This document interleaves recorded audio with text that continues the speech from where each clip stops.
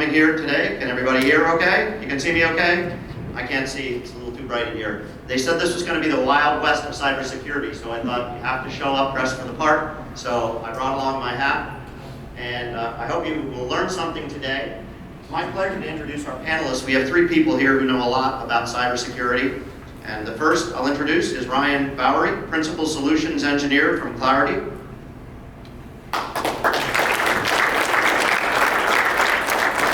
You've already met John Kwarsik, the Regional Head for IoT Sales for Canada, the Eastern US, and Federal for Checkpoint. That's his own microphone. And last but not least, Pablo Suarez, the Senior Security Analyst for the Teneo Group. We're going to go down one. Yeah, I needed someplace to sit. So John already started us off with the keynote where he explained what cybersecurity is in zeros and ones. How many of you don't really understand what cybersecurity is from that standpoint? Raise your hand, don't be shy. All right, so I'm going to give the other two panelists the opportunity to answer that question, bring it down to the layman's terminology. I can operate a computer and I can operate technology, but I don't necessarily know how it all works. And I did program a mainframe at Lehigh when I was a college student, so I have some idea of the zeros and ones. But Ryan, why don't you tell us from your perspective, what is cybersecurity? Sure.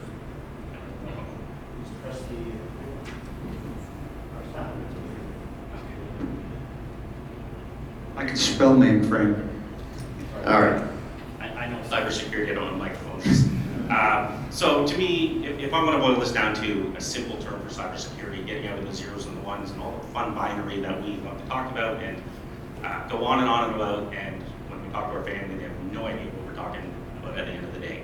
To me, cybersecurity boils down to a couple simple things. Cybersecurity is the principle of securing our critical assets and our sensitive information from digital attacks. That's what it boils down to me. Very simple, very basic without getting into it. We want to make sure that our devices are protected. You know, it goes simply from home devices. We all have home routers, right? If I don't want to get too technical, we always have routers. We like using our iPhones or Samsungs. They're all wireless nowadays. Do we ever think of changing that password that our ISP maybe set, the default password that they're sent with, right? Simple things like that. In the manufacturing environment, we still use those simple things. We use off-the-shelf products. You don't change default passwords. So to me, those are the things we want to start getting better at. We shouldn't use the word password for a password? I mean, just kidding, I know. Other side of the coin, we like it when people use the word password. Pablo, what does cybersecurity mean to you? The button on the left, just press it until it turns green, just like, got it? Okay. So cybersecurity for me is a combination of three things. It's technology that we use to protect technology, but there's also processes that need to be followed, and practices. So practices like security awareness for users, practices where you have information that you gather from these technology devices, reports, visibility. It's really important to know, as we saw earlier. You need to know what you don't know. So you have visibility, you have practices, and then you also have reporting, right? Reporting. You need to know how to use these technology devices, because you can have the best technology out there to protect you from hackers, the best cybersecurity, but if you don't have it configured the way it's supposed to be, it's not going to protect you. So visibility, following best practices, optimal configuration, making sure your configuration is set to protect. It's not just a checkbox. It's a combination of those three things: technology, practices, and process. Thank you. John, you talked a little bit about some very, very specific examples of some hacks that cause some really significant problems. We're here for a manufacturing summit today. What are some of the largest weaknesses that manufacturing companies have in their systems that makes them potentially vulnerable to cyber attacks?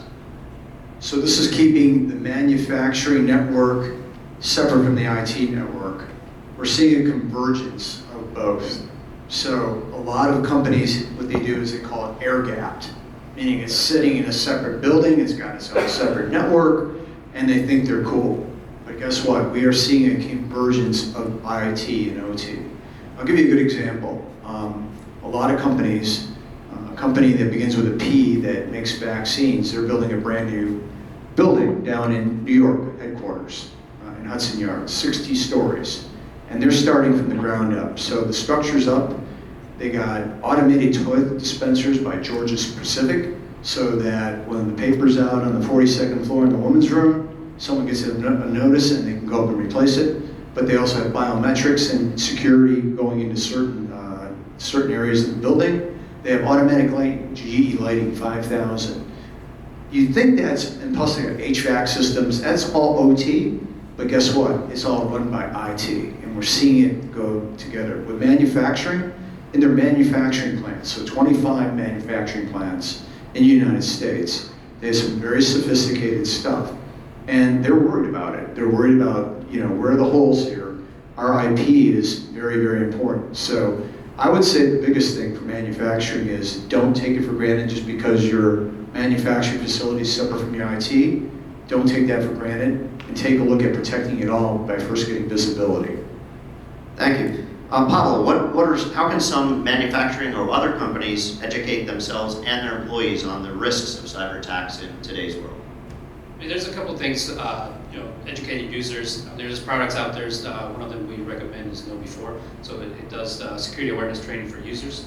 But I mean, there's a whole suite of products that you can use. I mean, the way we see it is you have to have a holistic approach where you protect your users with a multi-layer approach. So you have, there's two-factor authentication, there's encryption, there's all these layers.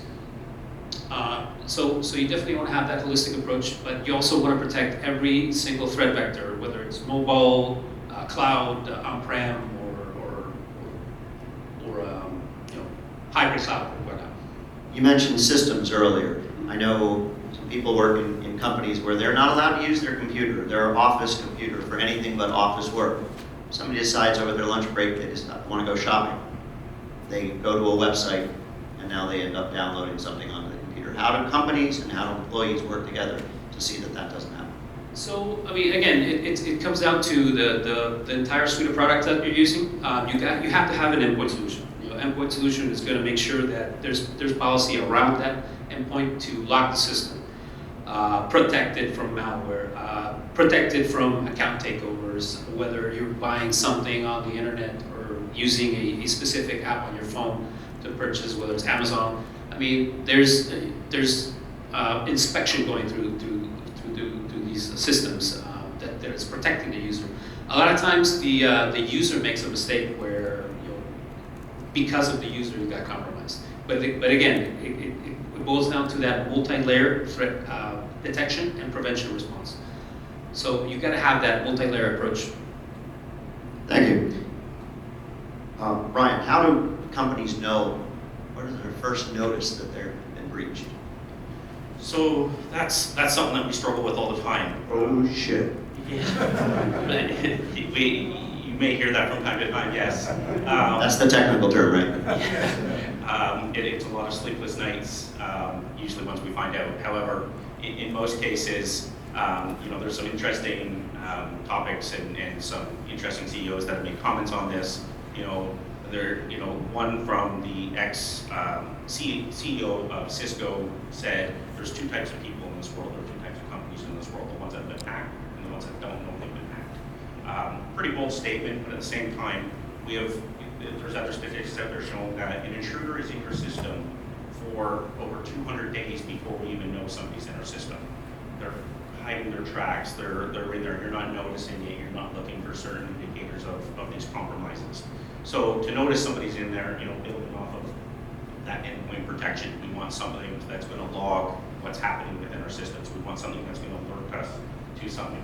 All of these systems now, they're coming with artificial intelligence, machine learning, all of this stuff is built in, and they're there to help us alert of suspicious behavior. And we want to use those tools, so we want to make sure that we have those endpoint protections, those antivirus softwares, the anti-malware softwares. So assuming you have those things, once you discover there's a breach, what steps should a company take? So, in my opinion, my thought process on this, and I know there's a lot in the industry that would say the same thing, you know, if it happens to be malware, let's pray that you have a really good backup system. Hopefully everything is backed up and taken care of. I would always recommend, you know, not paying that ransomware. You know, a lot of organizations are trying to go down that trend. It's difficult if they don't have the proper backups. But really, you know, that's your safest bet. You want to make sure that you do those backups. If it's not that bad, if they haven't locked up your system, if it's not a case of ransomware, things that we're going to want to start doing is, if you don't have the skill set to do so, you're going to want to take that in, have somebody look at it. My opinion is we just don't want to clean, you know, what happened on that system. We'll try to back up as much information, and it's always best to clean that system. It's a little easier said when we're talking, you know, in a home environment. On the manufacturing side, I do have a manufacturing background in protecting those, many years of that. I've seen we've got, you know, viruses running for over a year because it's too critical to take down a piece of equipment or a line because that's, you know, people process money that we're losing if we do that. So we never want to do that. So the risk kind of is outweighed by making money in some cases. However, we make a plan and then we're going to go and mitigate those risks. John, same question. Yeah, so there's a couple things. First is you can't put endpoint on everything. Okay, so what do you do in that scenario? Well, you use discovery software to understand what you have. So what does that mean?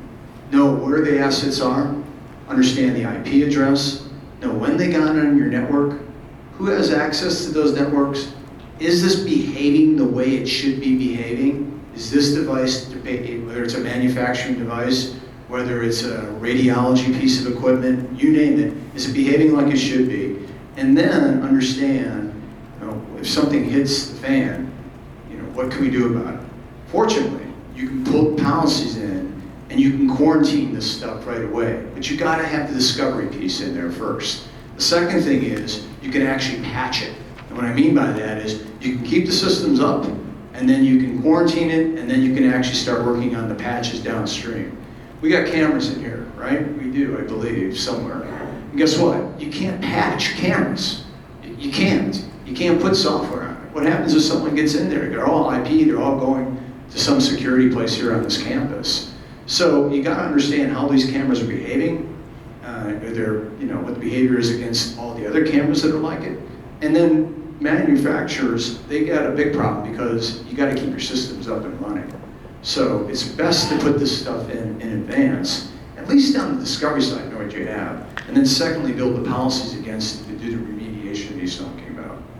Thank you. Pablo, do you have any additional comments on that? Yeah, sure. Just want to say, prior to working at Tenio, I worked at Checkpoint for a couple of years. And one of my main tasks there was to do security checkups. Security checkups is just, we come in and we hook up a box and then we just turn it on next to a span port. And then it just sits there and listens to traffic, and then it prints out this report. So these three non-customers that I worked with back a couple of years ago, one of them a utility company, we came in and we did this checkup analysis. So we ended up finding a lot of interesting information. You know, it's an eye-opener. I mean, there's applications, there's shadow IT, there's a lot of activities that raise red flags. So one of them, the biggest was, you guys familiar with WannaCry ransomware? That was a couple of years ago. So that kind of lit up on the report. I presented it out to the entire security team. The CTO was there. So they ended up buying the entire suite. We went in there, we turned everything on, great. A couple days later, the CTO said, no, we have this other product. Shut it down. So it's a competitor. So I'm not trying to knock down the competitor, but maybe they did do a good job configuring it. So what happened next is they were all over the news. They got hit with the ransomware. They called me and they said, hey, come back, turn everything on. So that happened a couple times with people. Another one that we used to have is an insurance company. They were all over the news. And then the hospital that you saw. So this insurance company, they were using the endpoint suite. And they just wanted to do antivirus. So they bought the entire suite. They had anti-ransomware, they had port protection, bot detection, anti-malware, the entire suite. So I kept on insisting, no, you have to turn this product on. You have to enable the bot detection. You could be hacked right now and you don't know it. Guess what? They were hacked for a year, over a year. So they were all over the news. And then the other one is the big hospital that we actually saw it on video. They were using best of breed. And it was a sad story. We have our sales VP. His dad was having heart surgery. He was coming in, to the hospital, and that same day, coincidentally, the systems went down. I don't know the details of what exactly happened. I think there was a kid that was playing video games, and then they hacked the kid to the wireless network. They came in, they shut down the entire hospital, and then our VP's dad couldn't get surgery. I mean, this could be life and death for some people. It's pretty bad. Yeah, this stuff's crazy. So I gotta add on to this. We did one of these security checkups at Piedmont Hospital, which is in Atlanta, and we went to the first hospital because they have 3 of them, and we didn't see a whole lot. We went to the second one, which was brand new, and they had COVID wards, and we plugged in the sensor and it started listening. And here's what it found: it found 11 intubators that they didn't even know they had, because they had been buying them, and putting them in, so they didn't even know. Okay, so that's a security risk. They had 98 point-of-sale systems, and they're only supposed to have 72. So, I mean, these are where they swipe your credit card and take your information. It was so cool that we could actually see the doctors that drive Teslas and come in and put them in the charging station. If they had YouTube running, we could see that too. It's very cool. So that, I mean, the discovery aspect is very powerful, and I know that you can talk hours on what you guys can find. Yeah, we definitely can. I mean, we really, same things that have already been mentioned here. Visibility is key. If we don't know what's out there, we can't protect it, right? So that's going to be our first and foremost, is getting that visibility. We work with many companies across the globe as well. I have manufacturers food, based in Canada, on the East Coast, and everyone has probably seen some of their food products out there in the grocery stores. They're a global company. We were working with them, we were looking at their different assets, and they said, another term that you mentioned, and if no one's familiar with this, sometimes it's known as air gap systems, islands of automation, where these systems are disconnected. They're disconnected from all the business networks, they're disconnected from the internet, right? I mean, to me, those are just phantom systems, because at some point they all connect in somewhere, and somebody's going to find that way to get into them. So we were working with this customer, and they had these islands of automation, these disconnected systems, and they said, yeah, okay, we're going to look at these systems, we're going to find, we know what we have out there, we have 100 devices out there. So when we went through that, we ran our tool for a visibility perspective, we found 600 assets, we found 500 additional assets. They didn't even know how they were going to protect them, how they were going to patch them, how they were going to vulnerabilities. So I will circle back, and I'll continuously say this. Everyone that I talk to is rarely hear me say this. My wife, when she hears me talking, because I work from my home office, even my youngest daughter, she hears me saying this. If we don't know what's out there, we can't protect it. Visibility is key. So John, you win the COVID bingo. You were the first one to mention COVID. That was one of the things I wanted to ask about, is how has the pandemic affected cybersecurity? And part B is, you won the second part, which is getting the work from home into this as well. We now have telemedicine, we have work from home, we have telework. How have those two challenges combined affected cybersecurity? And John, I'll let you go first since you said COVID first. So make no doubt about it, COVID has shifted the way we do business around the world. In fact, it's accelerated the digital transformation, without a doubt. Many companies were not prepared from a security perspective to embrace all the knowledge workers working at home. They literally had to scramble. So when COVID hit in March of 2020, a lot of companies had to figure out, okay, now we got all these people with laptops in their homes, VPNing in. Is that a good thing? Can we handle it? That's one thing. Two, the manufacturing aspect of this. Okay, so now it's kind of like everyone's got to go home for a few weeks, got to shut down everything. Well, guess what? Cyber criminals don't shut down when we take time off. There was a lot of activity that happened. This is why we saw a huge spike in 2021. First 6 months of ransomware exceeded all what happened in 2020. So we're just starting to catch up. And the part that's really difficult for companies is they don't have enough people on the security side of the ledger. They got to do more with less. So now you got a more sophisticated aspect of your network. Literally, the edge of your network sits in people's homes. Okay, so you have to protect that. Secondly, you got to make sure they have access to the stuff that you're building or shipping or you're doing, whatever it is that you're doing. So that's interesting. And then you also, those people have to have access, which may have been in the office, you know, the financial systems, they have to do that as well. All in the cloud, a lot of it. So then you got to have the right proper cloud technology in place. All of this is cybersecurity threats and also problems. And if you don't start looking at that holistically, someone's going to find a hole. So I'll let turn it over from there. All right, Ryan, you talked about work from home. One, how did it affect your paradigm of what you do for a living? And two, how did it affect your actual work? And three, how did it affect your recommendations for other companies that you're consulting? So for myself, luckily, I work from home anyway, so I wasn't necessarily impacted. However, I've seen a lot of different shifts. You know, a lot of key points that were already mentioned. You know, not even work related, but my kids, they had to start working from home as well. So now everyone in my house is, you know, on the same internet as me, on the same internet as my work business that I'm trying to operate every day. You know, and then the fact of, you know, protecting these environments. How do I keep these areas separated when my kids are browsing and constantly on YouTube all day or at home playing their video games, as they're there more and more since they couldn't be in school. You know, from a work perspective, you know, my workload, I don't even know, doubled, quadrupled. I already mentioned my wife and my kids, which I always do. But my sales director, that's here as well. I always refer to him as my second wife because during this pandemic, I spent more time talking and on calls with him than I did my own family. Everybody was struggling with these same things. You know, how can we protect these environments? You know, we've seen companies, you know, they were used to having maybe, you know, 50 people remoting in, and then this grew into hundreds and thousands of people coming onto their systems, overloading their systems that they never planned for. They didn't have resiliency plans in place. They didn't have disaster recovery plans in place to handle this extra workload.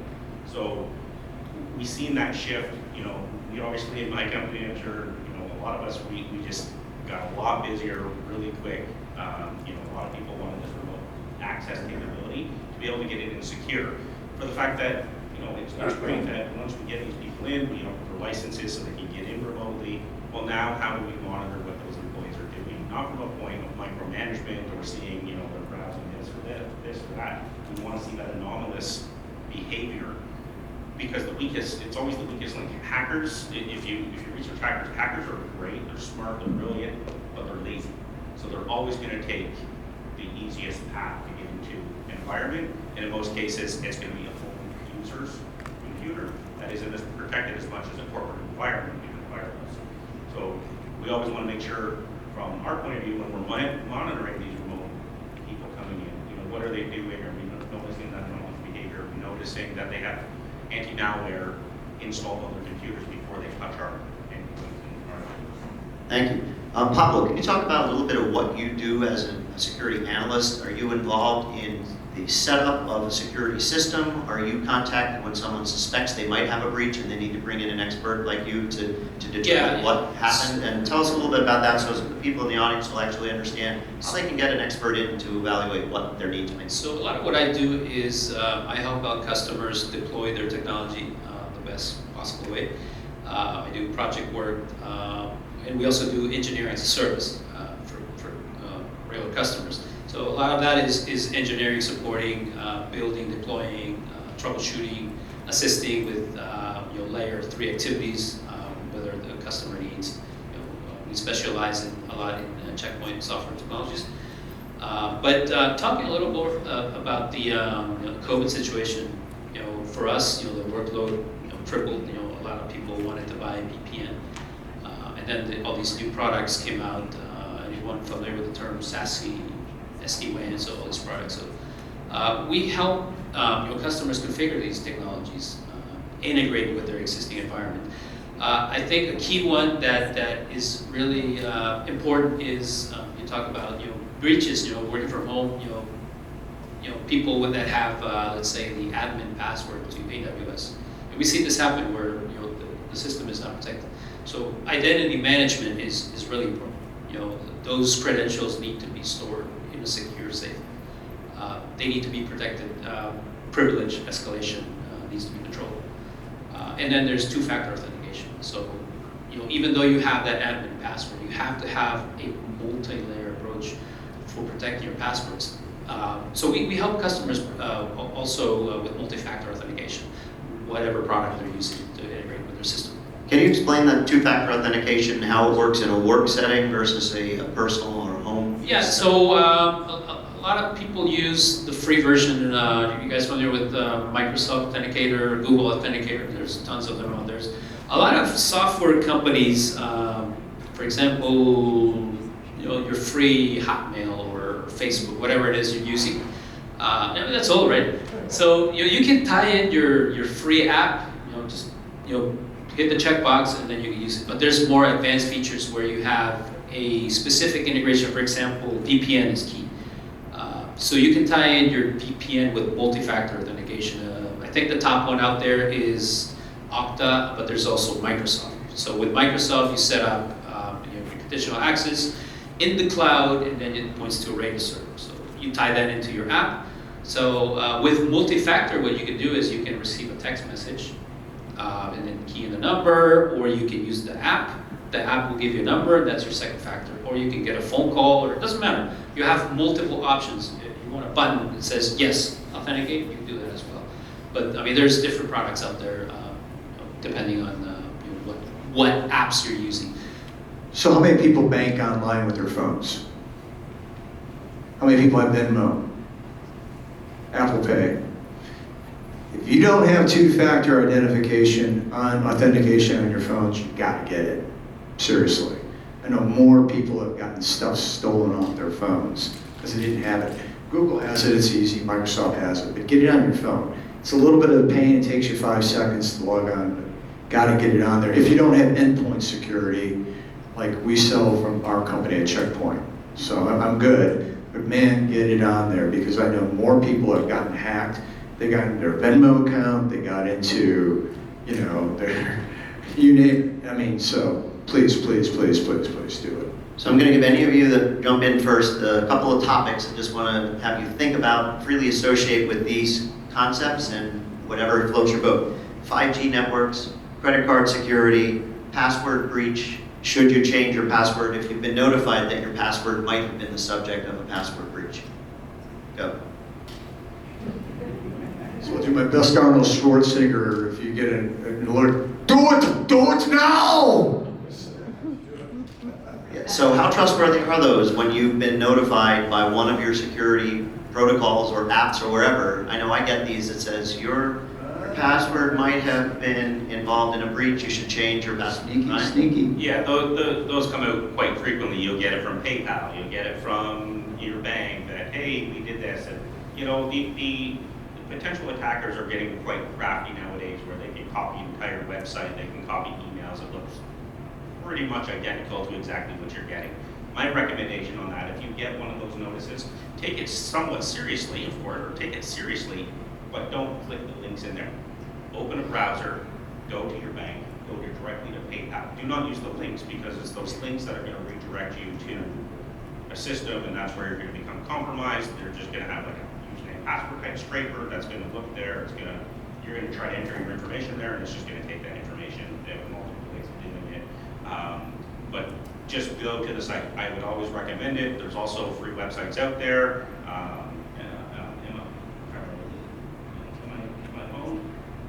The exact website, yes.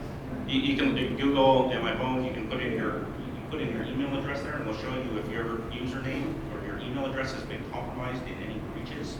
So you can look there and see. Doesn't mean that you're necessarily hacked, but it's a good indication that you're going to want to change your passwords as well. So, and good password hygiene as well. Secure passwords, right? Use a password manager. I use LastPass, Dashlane. There's OnePass. There's a few out there. They're free. They're great.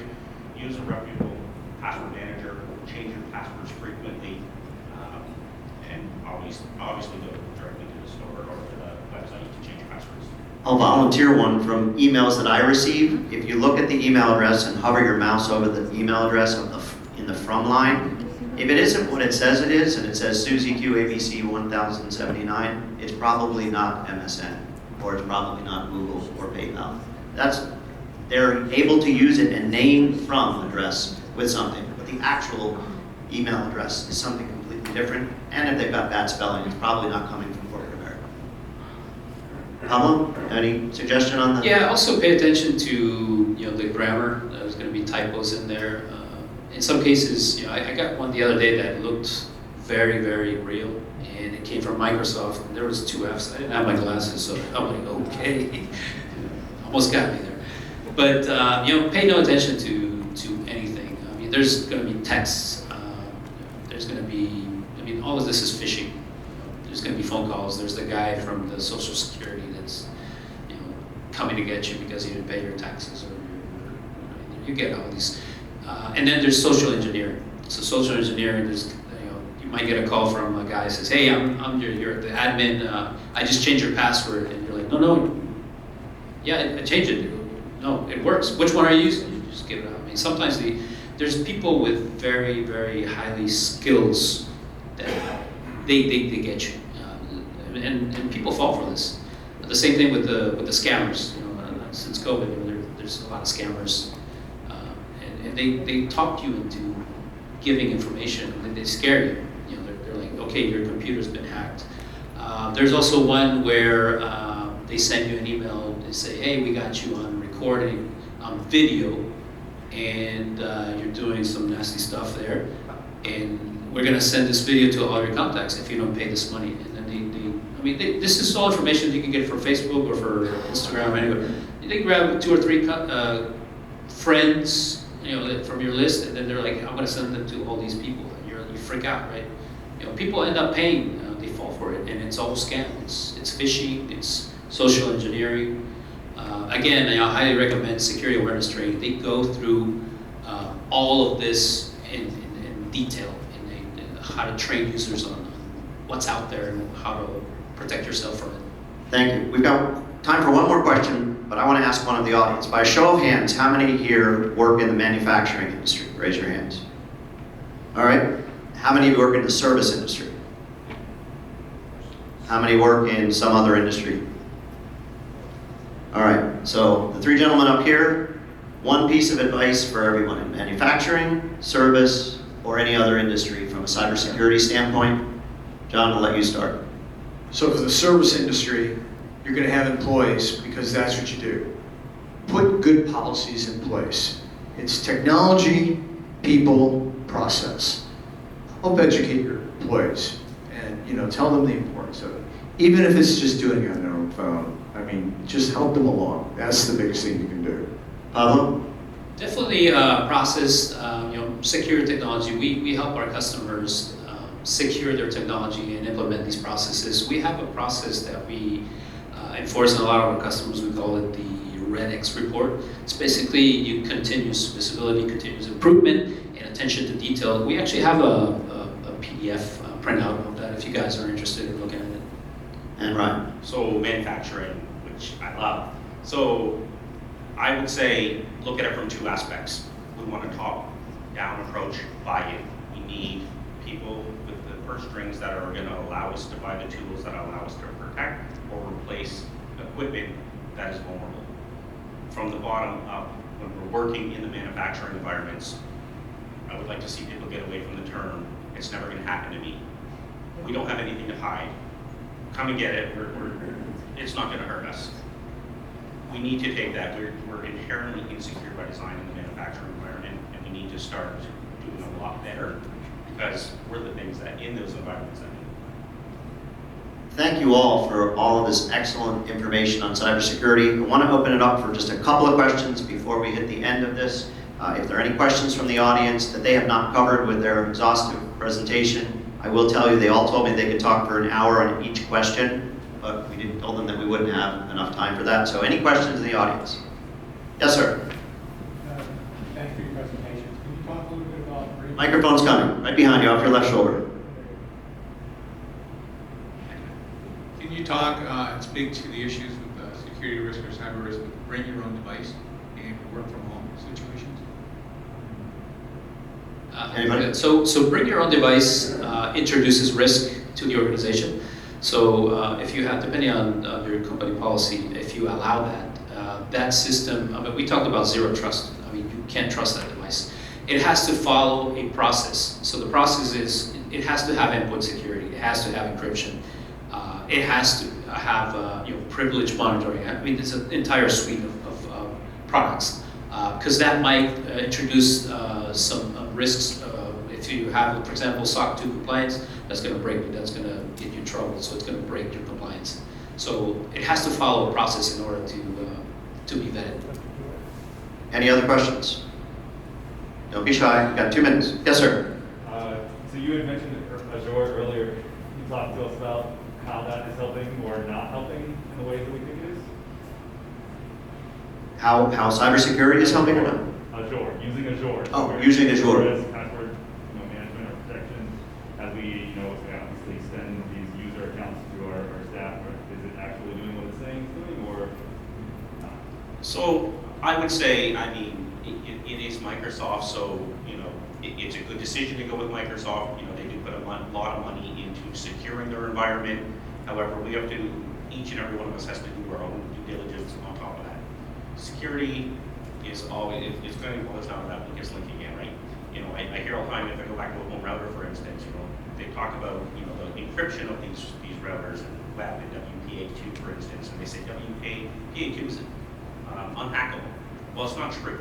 It's unhackable if people don't take the time to put in the proper procedures and passwords to make it happen. So I would just recommend that in those environments to make sure that we enable those multi-factor authentication scenarios. We regularly change those passwords, those administrative passwords within those environments. And we go to Microsoft of the world and we ask them those tough questions, and we want to see what are you doing to protect these environments? What does your risk strategy look like? We want to see that as well. I'd like to add to that. Go ahead, Pablo. So since you mentioned Azure, you're talking about the cloud. So once you're in the cloud, you have to understand what type of cloud services you're using, whether it's infrastructure as a service, platform as a service. It could be software as a service. It could be anything, or it could just be regular Active Directory. So the idea is to secure that environment. I mean, there's a specific product that protects from whatever platform you're using, but there's also physical security. Now, when you're in the cloud, there's a shared responsibility model. You're responsible for protecting your data. They're responsible for protecting your devices. So in a case where you're using just Active Directory, you just have to make sure that that connection is completely secured and that it doesn't have access or visibility to the rest of the world. Well, gentlemen, thank you very much. Ryan Bowery, Principal Solutions Engineer for Clarity. John Kwarczyk, Regional Head IoT Sales for Canada, Eastern US, and Federal for Checkpoint. And Pablo Suarez, Senior Security Analyst for the Teneo Group. My name is Ed White. I'm with Edward John White Creative Strategies and the Lehigh Valley Legends basketball team, which is in the house. Thank you to the Greater Lehigh Valley Chamber of Commerce and the Manufacturers Council. I'd like to turn the program back over to Matt Powell. Thank you to our panelists. I would like to welcome to the stage Enrollment Outreach Manager and Corporate Liaison for Muhlenberg College Division of Graduate Continuing Education, Samantha